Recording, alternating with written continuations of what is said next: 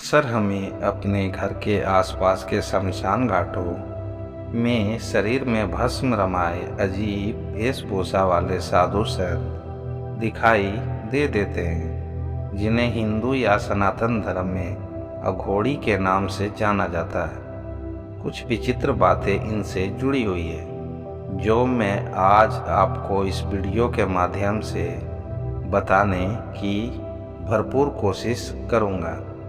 आइए शुरू करते हैं। भाइयों बहनों एवं मेरे प्यारे बंधुओं, आप सभी का एक बार फिर से मेरे चैनल धार्मिक भावना पर स्वागत है। धर्म के प्रचार प्रसार के इस नेक कार्य में आपका सहयोग अपेक्षित है, अतः आप मेरे द्वारा दी गई जानकारी अगर आपको अच्छी लगे तो कृपया कमेंट में जय श्री कृष्ण लिख दें और इस वीडियो को ज़रूर से ज़रूर लाइक करें। अगर आप मेरे चैनल पर पहली बार आए हैं तो कृपया मेरे चैनल को सब्सक्राइब करना ना भूलें, ताकि मेरी नई वीडियो आप तक पहुंच सके। आज मैं इस वीडियो के माध्यम से अघोरी समाज के बारे में जानकारी प्रदान करने की सफल कोशिश करूंगा।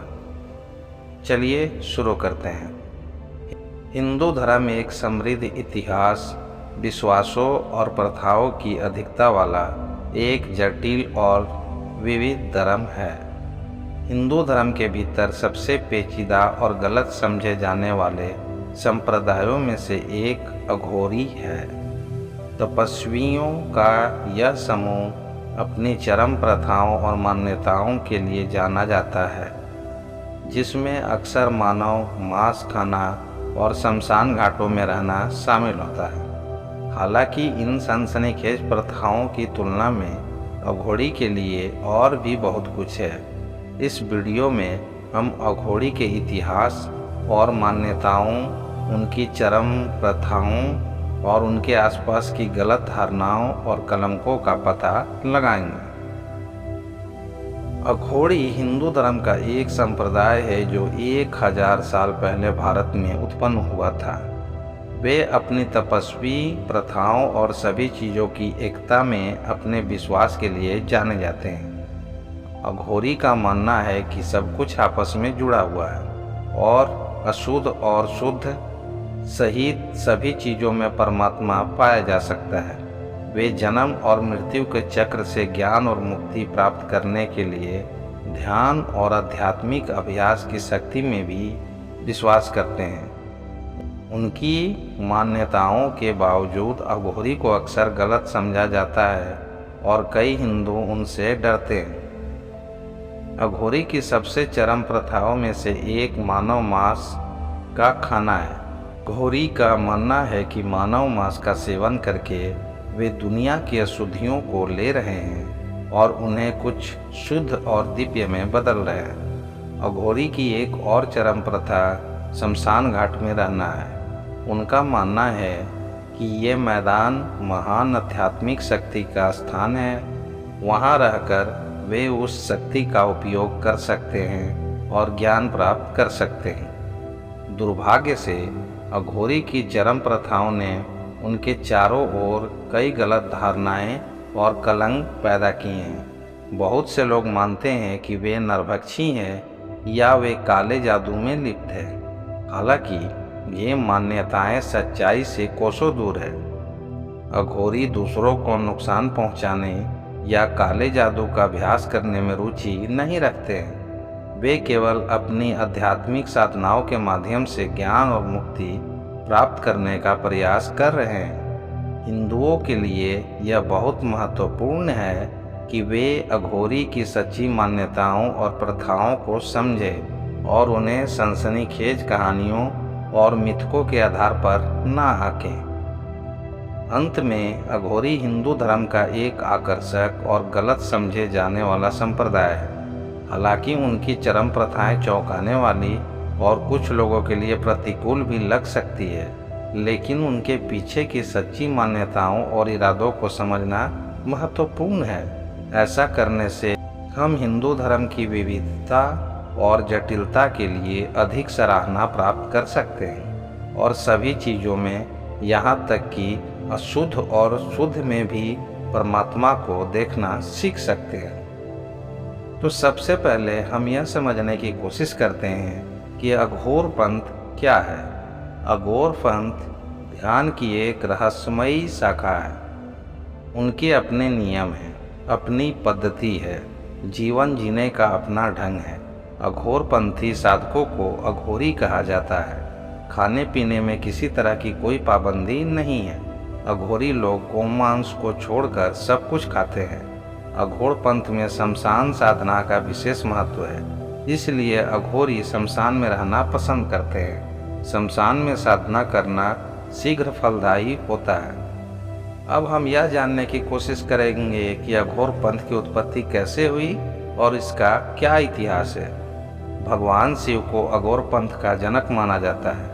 कहा जाता है कि स्वयं भगवान शिव ने अघोर पंथ का प्रतिपादन किया था। अवधूत भगवान दत्तात्रेय को अघोर शास्त्र का भी स्वामी माना जाता है। अवधूत दत्तात्रेय को भगवान शिव का अवतार भी माना जाता है। अघोर संप्रदाय की मान्यताओं के अनुसार दत्तात्रेय जी ने ब्रह्मा, विष्णु और शिव के अंश को स्थूल रूप में अवतार लिया था।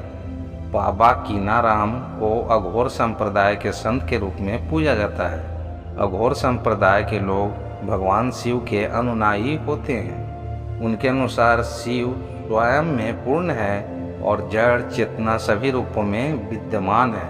इस शरीर और मन की साधना करके और जड़ चेतना और सभी स्थितियों का अनुभव करके और उन्हें जानकर मोक्ष प्राप्त किया जा सकता है।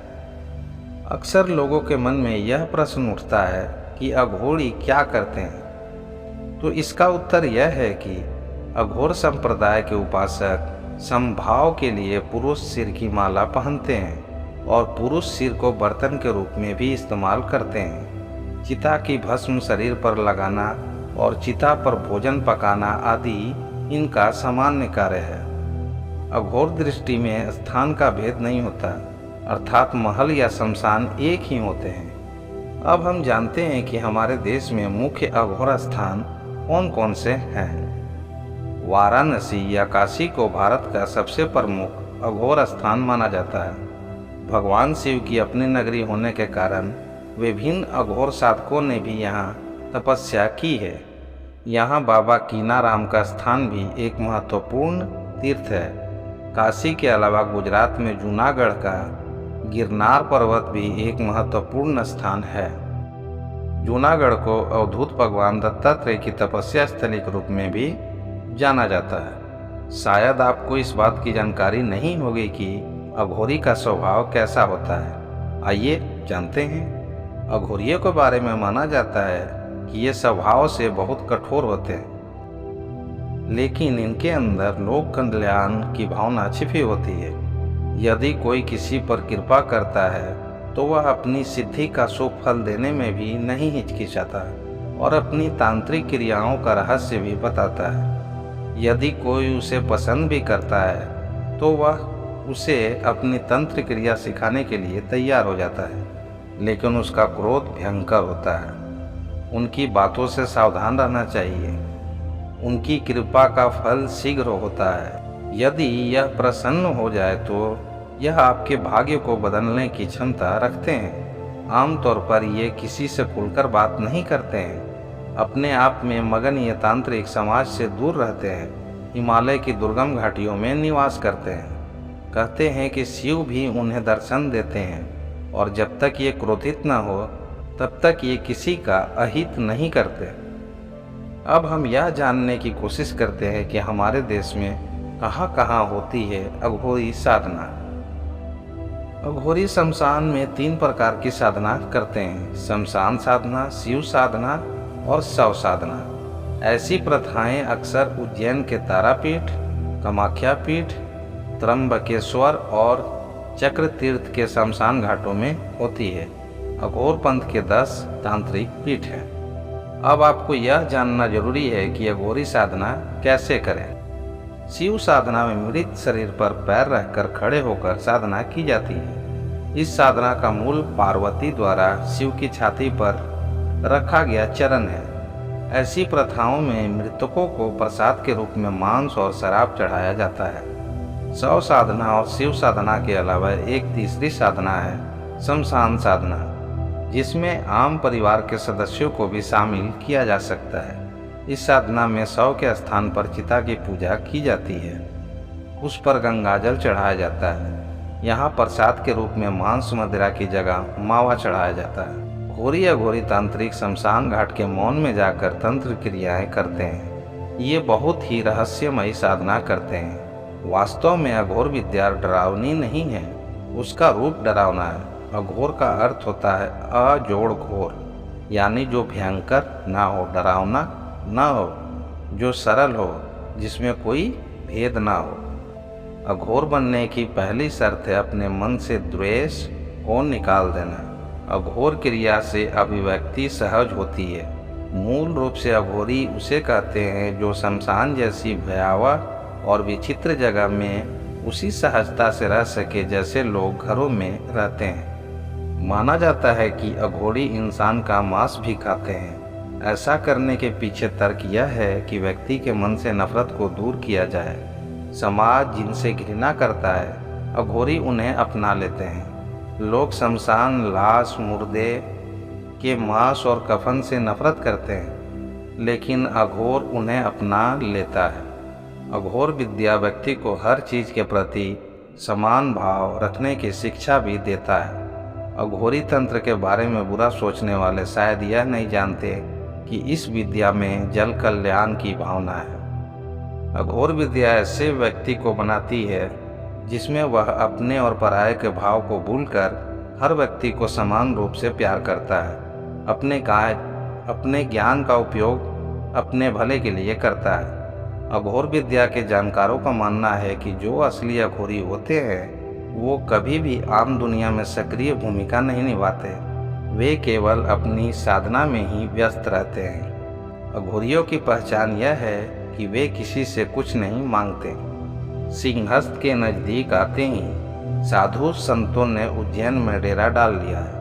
इस विशाल भव्य आयोजन में यदि कोई आकर्षण का विषय है तो वह है अघोरी, कापालिक क्रिया करने वाले, जो शमशान में तांत्रिक साधना करते हैं और जो भस्म से लिपटे रहते हैं, जिनसे आम लोग स्वाभाविक रूप से डरते हैं।